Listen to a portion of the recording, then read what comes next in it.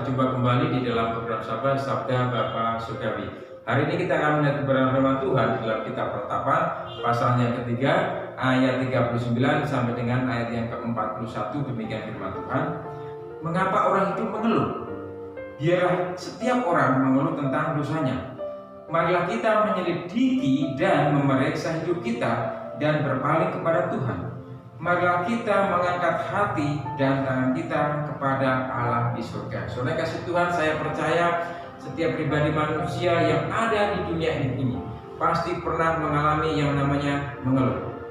Mengeluh soal masalah kehidupan mereka, mengeluh soal masalah kesehatan mereka, mengeluh soal masalah ekonomi, masalah pekerjaan, dan lain-lain.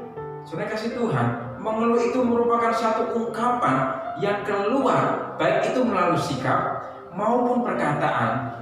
Karena apa? Karena dampak dari kesusahan, dampak dari penderitaan yang kita pikul, yang kita rasakan, sehingga kita mengeluarkan itu melalui kata-kata, baik juga melalui tindakan kita. Saudara kasih Tuhan, Israel mengalami keluh kesah pada waktu itu karena mereka berada di dalam tekanan pembuangan di Babel, bahkan juga pembuangan di Asyur. Mereka mengeluh. Ya, oleh sebab itu saudara kasih Tuhan, suasana situasi yang membuat hidup mereka ini tertekan, akhirnya mereka mengeluarkan unek-uneknya itu, mengeluarkan keluh kesahnya itu. Saudara kasih Tuhan, oleh sebab itu seringkali kita melihat bahwa dosa, kesalahan, pelanggaran itu perlu diselesaikan. Karena apa? Ayat 39 dikatakan, mengapa orang hidup mengeluh? Biarlah setiap orang mengeluh tentang dosanya.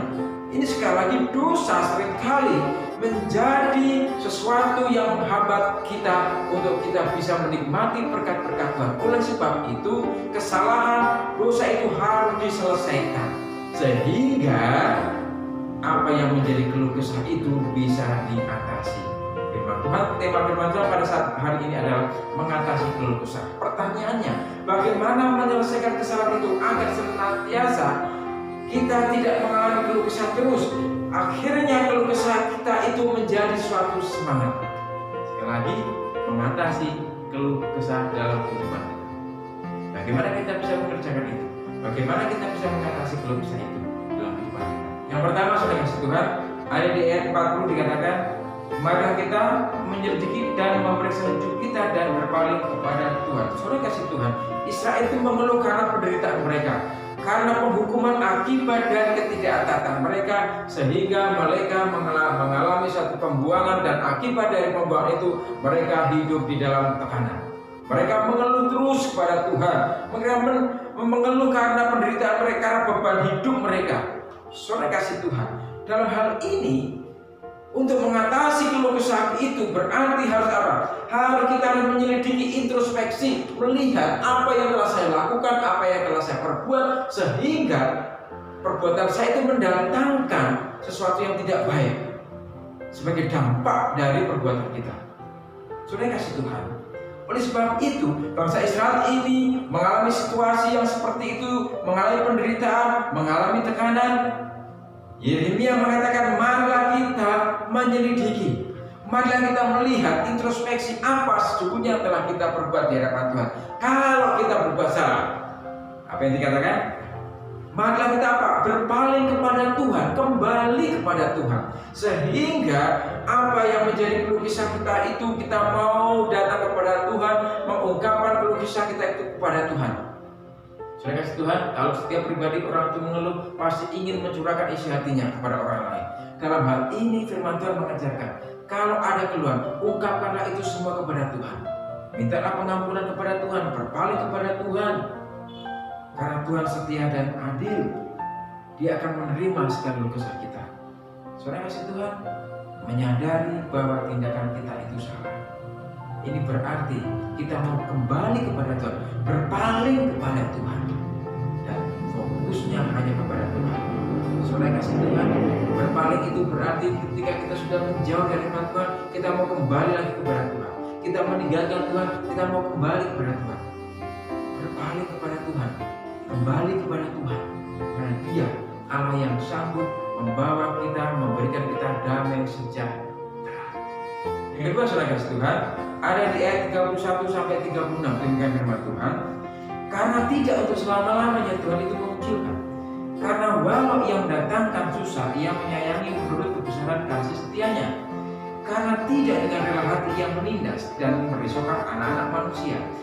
Kalau dipijak-pijak dengan kaki tawanan-tawanan di dunia, kalau hak orang dibelokkan di hadapan Yang Maha Tinggi, atau orang diperlakukan tidak adil dalam perkaranya, masakan Tuhan tidak melihatnya? Saudara kasih Tuhan, saya melihat di situ bahwa sesungguhnya ya Tuhan itu mendatangkan kasih setianya. Meskipun apa yang kita alami ini seizin Tuhan, Tuhan mengizinkan apa yang kita alami ini sebagai dampak akibat dari kesalahan kita, tetapi Tuhan tidak selama-lamanya mau menghukum. Ini berarti kita harus percaya bahwa Tuhan itu setia dan adil, walaupun meskipun ya dikatakan karena tidak selama-lamanya Tuhan itu mengucilkan.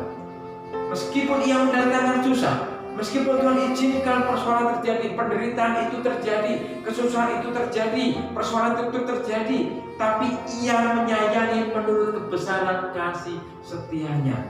Bahkan di ayat 3 dikatakan karena tidak dengan rela hati Ia menindas dan merisaukan anak-anak manusia.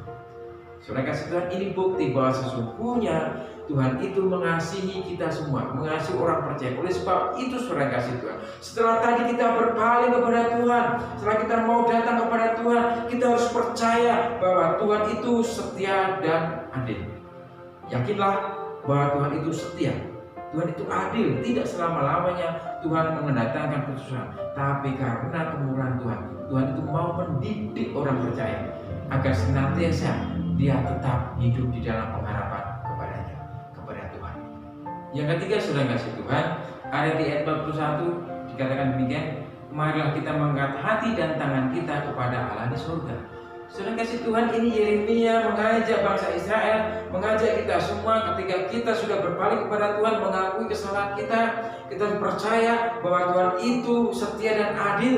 Langkah selanjutnya harus kita mau beribadah kepada Tuhan, menyembah Tuhan yang ada di surga. Saudara kasih Tuhan, keluar Israel itu terjadi karena mereka tidak menyembah Allah yang benar, tetapi menyembah berhala, sehingga Tuhan mendatangkan penghukuman bagi mereka semua. 1 Timotius pasal yang keempat ayat 7 dan 9 dikatakan, latihlah dirimu beribadah. Kenapa? Ibadah itu berguna dalam segala hal karena mendatangkan janji baik untuk hidup saat ini dan hidup yang akan datang. Saudara kasih Tuhan, ini menarik sekali. Rupanya kehidupan manusia itu harus diwarnai dengan ibadah. Karena pada saatnya nanti kita berada dalam pertemuan bersama dengan Tuhan di surga, kita hanya memuji menyembah Tuhan saja. Kita hanya beribadah, aktivitas kita hanya diwarnai dengan ibadah. Oleh sebab itu saudara itu, maka firman Tuhan katakan mengandung janji yang baik ya bagi hidup saat ini, saat kita berada di dunia ini, ya kita sudah terlatih. Baik juga untuk yang akan datang, kita sudah bersama dengan Tuhan. Saudara kasih Tuhan, kalau kita bisa melakukan ini, ketika Yeremia mengajak bangsanya, mengajak umat Tuhan untuk kembali beribadah kepada Tuhan, berpaling kepada Tuhan, yakin kepada Nabi dan percaya kepada kasih Tuhan, bahkan juga hidupnya diwarnai dengan ibadah. Saya yakin keluh kesah mereka akan hilang, akan tersingkir dengan sukacita yang Tuhan berikan, digantikan dengan sukacita yang Tuhan berikan pada orang percaya, pada saudara dan saya. Oleh sebab itu saudara kasih Tuhan, jangan mengeluh. Apapun yang terjadi, mari kita hadapi dengan ucapan syukur dan berbalik kepada Tuhan. Kita kembali kepada Tuhan karena kita percaya Tuhan sanggup memberikan pemulihan kepada kita. Percaya bahwa Tuhan itu setia dan adil, selalu memperhatikan umatnya dan beribadah kepadanya. Sebagai Tuhan, sehingga kalau kita bisa melakukan itu semua, kita merasakan tenang, merasakan damai sejahtera, dan selalu bersyukur kepada Tuhan. Tentukan hati kita di hadapan Tuhan. Kami bersyukur Tuhan buat kasih setiamu. Ampuni kami Tuhan, seringkali kami mengeluh atas persoalan hidup kami, atas apa yang kami alami, tekanan yang kami alami. Oleh sebab itu kebenaran firman pada saat hari ini mengajarkan kepada kami Tuhan, untuk kami terus datang kepadamu, yakin bahwa sesungguhnya hal itu Engkau izinkan dalam kehidupan kami, agar senantiasa kami terus berpengharapan kepadamu, agar senantiasa kami memuji menyembah kepadamu, beribadah kepadamu. Karena kami percaya Tuhan, di balik itu semua Engkau mendatangkan berkat pertolongan bagi kami, sehingga kami hidup dalam damai sejahtera dalam Tuhan. Terima kasih Tuhan, dalam Kristus kami dan sudah berdoa. Amin. Salam saudara kasih Tuhan, kiranya kebenaran Tuhan itu memberkati kita semua. Selamat beraktivitas, Tuhan memberkati. Shalom. Shalom saudara yang diberkati Tuhan. Alhamdulillah Bapak Ibu semua diberkati dengan kebenaran Tuhan melalui program Jabas. Bapak Ibu bisa like, subscribe maupun komen, dan juga bisa di share kepada saudara kita seiman